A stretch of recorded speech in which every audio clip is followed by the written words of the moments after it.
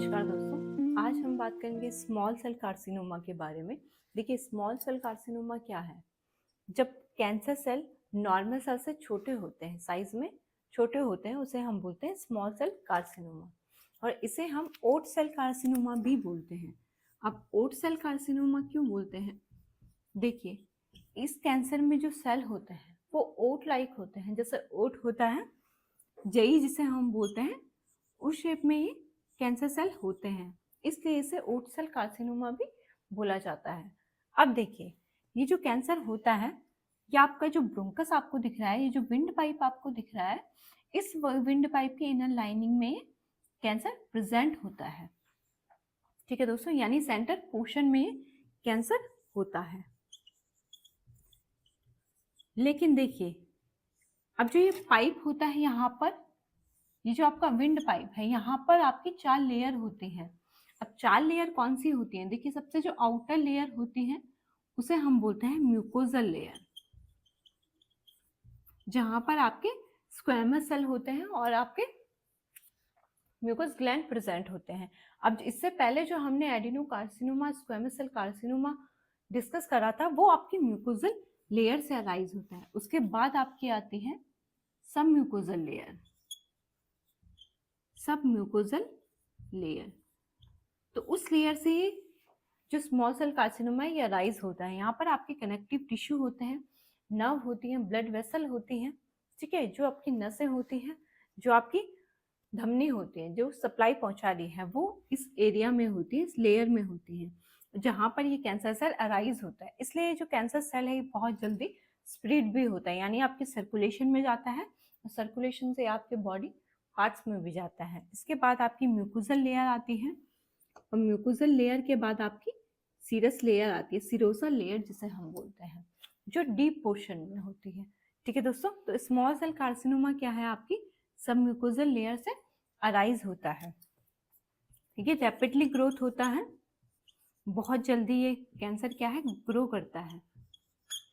अब देखिए, ये जो स्मॉल सेल कार्सिनोमा है, ये भी स्मोकर्स में होता है, ये भी स्मोकर्स में होता है। लेकिन स्मॉल जो स्क्वेमस सेल कार्सिनोमा है, जो इससे पहले हमने डिस्कस करा था, स्क्वेमस सेल कार्सिनोमा क्या है, वो क्या है, मोस्ट कॉमन होता है। उसके बाद सेकंड नंबर पे आता है आपका स्मॉल सेल कार्सिनोमा, जो स्मोकर्स में होता है। ठीक है दोस्तों, अब देखिए, ये स्मोकर्स में होता है, लेकिन बहुत जल्दी, अगर जिसको भी ये कैंसर होता है, बहुत जल्दी क्या है, फैलता है, यानी ग्रो करता है। अग्रेसिव ये होता है। ठीक है दोस्तों, अब इसमें सिम्टम्स क्या होते हैं, ये क्या क्या प्रॉब्लम कॉज करता है? देखिए, सिम्टम्स तो कॉमन होते हैं। अगर आपके फेफड़ों में प्रॉब्लम है, आपके फेफड़ों का काम है सांस लेना और सांस छोड़ना, और वहां पर अगर आपका प्रॉब्लम क्रिएट हो जाती है, तो आपको सांस लेने में प्रॉब्लम होगी, कफ बहुत ज्यादा आएगा, कफ में ब्लड आएगा, चेस्ट पेन आपको होगा, मसल वीकनेस आपको होगी। ये तो है कॉमन सिम्टम्स। लेकिन अब स्मॉल सेल कार्सिनोमा में प्रॉब्लम क्या होती है? देखिए, इसमें सबसे जो पहली प्रॉब्लम आती है, वो आपकी आती है SIADH की। SIADH क्या है? इसे हम बोलते हैं सिंड्रोम ऑफ इनएप्रोप्रिएट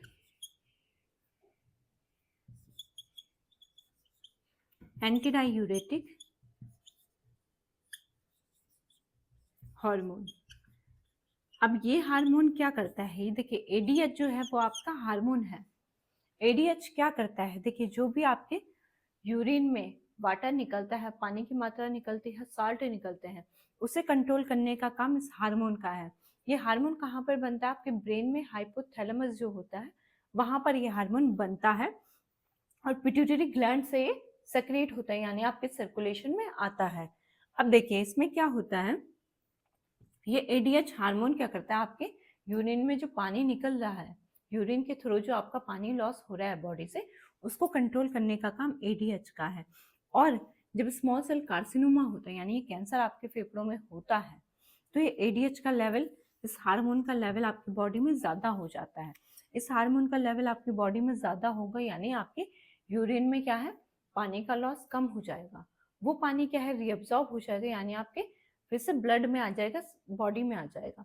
उससे आपकी बॉडी में क्या है, वाटर का लेवल बहुत ज्यादा होता है, पानी की मात्रा बहुत ज्यादा हो जाती है, क्योंकि अब पानी का लॉस कम हो रहा है, उससे आपको ओवरहाइड्रेटेड की कंडीशन हो जाती है। और क्या होता है देखिए, ओवरहाइड्रेशन की कंडीशन होगी तो सोडियम का लेवल आपकी बॉडी में कम हो जाएगा, यानी हाइपोनेट्रीमिया की कंडीशन हो जाएगी। हाइपोनेट्रीमिया की कंडीशन डेवलप हो जाती है जब सोडियम का लेवल आपकी बॉडी में बढ़ जाता है, सोडियम का लेवल कम हो जाता है, उस कंडीशन को हम हाइपोनेट्रीमिया बोलते हैं। और वाटर का लेवल आपकी बॉडी में बढ़ जाता है तो हाइपोनेट्रीमिया के भी सिम्टम्स होते हैं, यानी सोडियम का लेवल जब आपकी बॉडी में कम हो जाता है, आपके ब्लड में कम हो जाता है, तो उससे भी कोई सिम्टम आते हैं, यानी आपको उल्टी आएगी, सर में दर्द होगा, सीजर्स आपको आते हैं, चक्कर आपको आते हैं, कंफ्यूजन स्टेट आपको होती है। ये सारे सिम्टम्स होते हैं हाइपोनेट्रीमिया के। अब अगली क्या प्रॉब्लम होती है देखिए,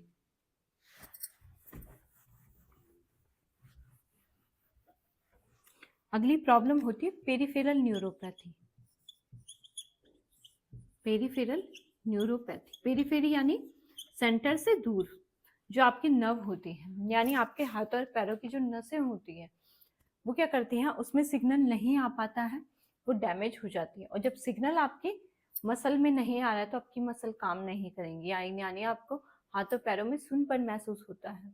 ठीक है दोस्तों, जब सिग्नल आपके मसल में नहीं आते हैं तो सुनपन और बर्निंग सेंसेशन आपको फील होती है, क्योंकि आपने देखा होगा जब आप बहुत ज़्यादा देर तक बैठते हैं तो आपके पैर क्या होते हैं, काम नहीं करते हैं, यानी आपका पैर सो जाता है जिसे हम बोलते हैं। तो आपकी नसों में क्या है, सिग्नल पास नहीं हो पाते, ब्लड सप्लाई वहाँ पर धीरे धीरे कम होता है, इसलिए वो प्रॉब्लम आपको थोड़ी देर के लिए महसूस होती है। तो उस तरह की प्रॉब्लम होती है पेरिफेरी न्यूरोपैथी में। ठीक है दोस्तों, अब देखिए अगली क्या प्रॉब्लम होती है। अगली जो प्रॉब्लम होती है देखिए, उसमें क्या होता है, लैम्बर्ट इटन सिंड्रोम की प्रॉब्लम होती है। अब ये सिंड्रोम क्या है,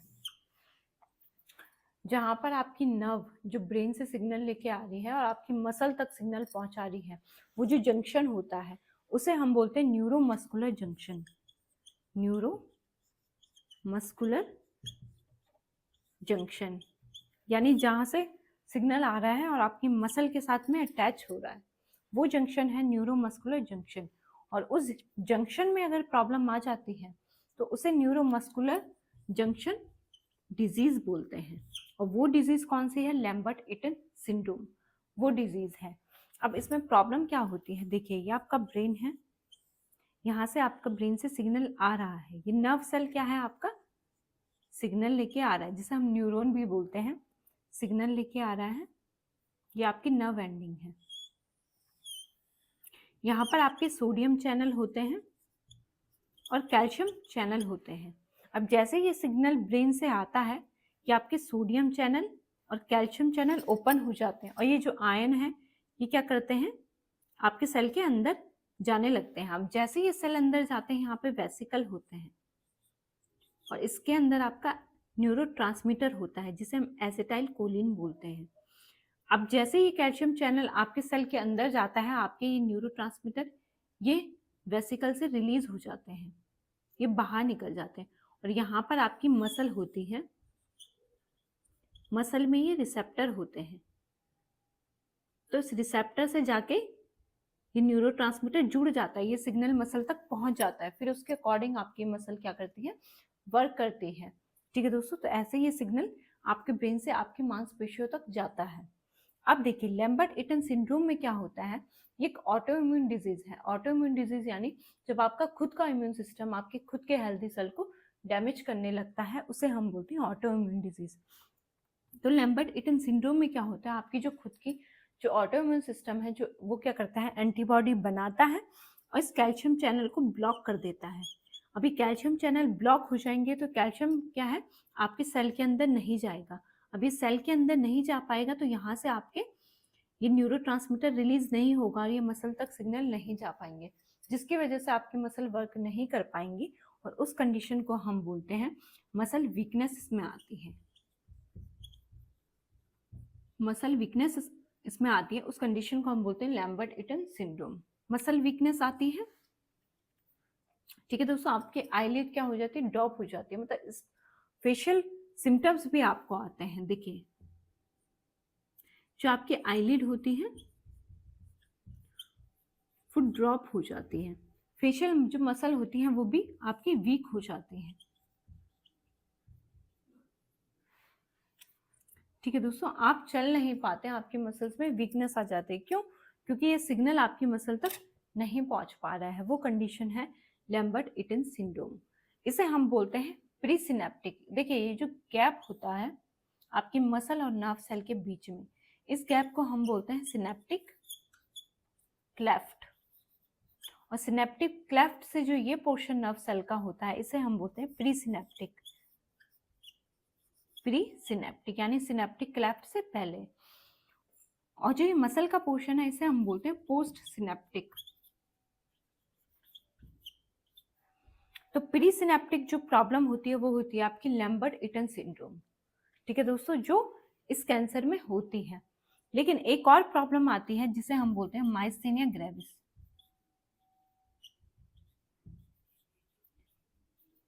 जो इसी जंक्शन में प्रॉब्लम है। अब लैम्बर्ट इटन सिंड्रोम और माइस्थेनिया ग्रेविस में थोड़ा कंफ्यूजन होता है क्योंकि ये कंडीशन क्या है, इस जंक्शन में ही होती है।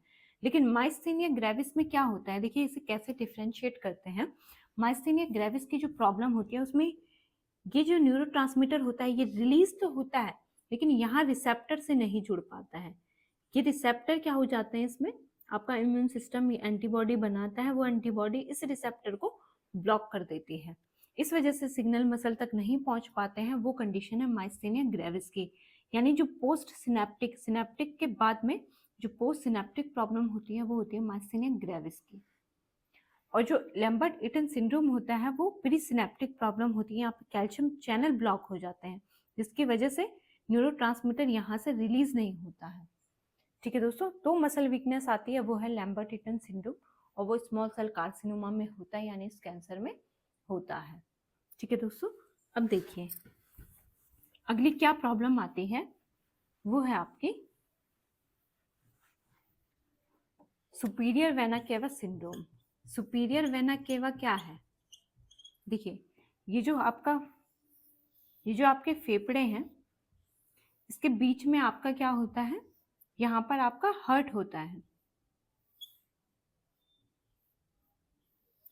ये दिल आपका यहाँ पर होता है। और जब इस पाइप में आपका कैंसर फैल जाता है, ठीक है दोस्तों, क्योंकि ये कैंसर इस पाइप से राइज होता है, जैसे ही इस पाइप में फैलता है तो ये आपके हार्ट की जो वेन होती है, इस वेन का काम क्या होता है, आपके बॉडी से जो ब्लड फिल्टर होने के लिए आता है और आपके राइट साइड के हार्ट में जाता है, वो इस नली के द्वारा जाता है। अब जब ये आपके फेफड़ा यहाँ पर देखिए, आपके जो ये फेफड़े हैं इस पाइप में जब आपके कैंसर सेल ग्रो करते हैं तो ये आपकी इस नली को भी ब्लॉक कर देते हैं।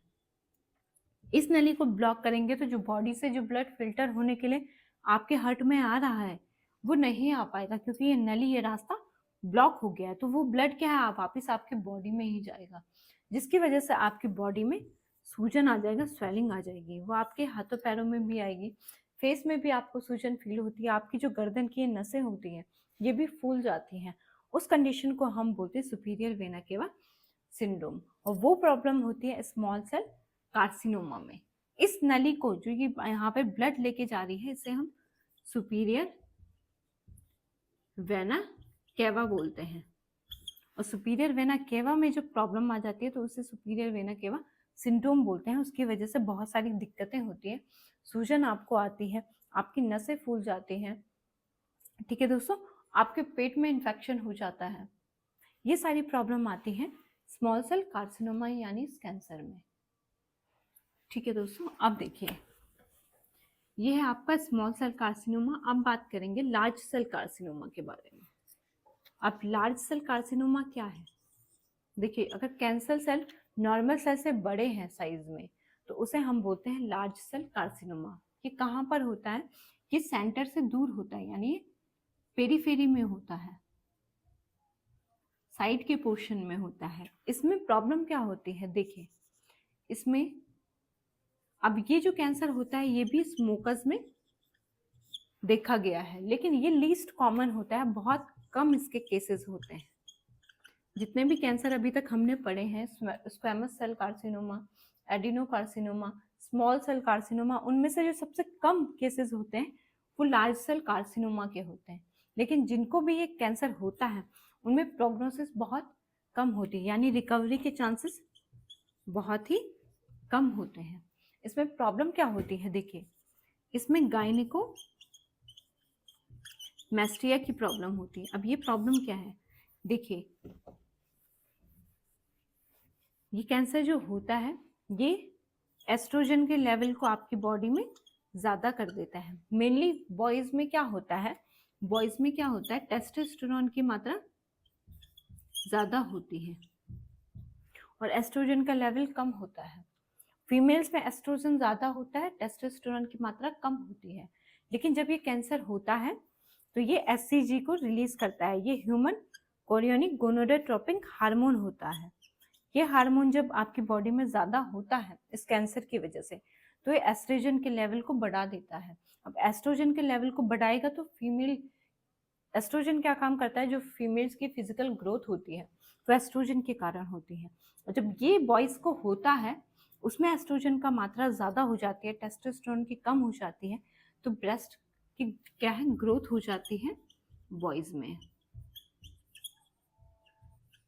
Breast growth in man. वो है आपकी गायनिकोमैस्टेशिया की प्रॉब्लम, वो होती है लार्ज सेल कार्सिनोमा में। ठीक है दोस्तों, तो ये सारे कैंसर क्या होते हैं, आपके फेफड़े से रिलेटेड है। और ये मेनली उन लोगों को होते हैं जो केमिकल के या स्मोकिंग के, ठीक है, या एयर पोल्यूशन के ज़्यादा लंबे टाइम तक कांटेक्ट में रहते हैं। उस वजह से आपकी जीन में चेंजेस आते हैं और आपकी बॉडी में सेल की एक्स्ट्रा ग्रोथ होती है। ये बॉडी के किसी भी पार्ट में हो सकती है। ठीक है दोस्तों, यानी कैंसर आपकी बॉडी के किसी भी पार्ट में डेवलप हो सकता है। तो अपनी लाइफस्टाइल को हेल्थी रखिए और अपना ध्यान रखिए। अगली वीडियो में हम बात करेंगे अगली प्रॉब्लम के बारे में। धन्यवाद।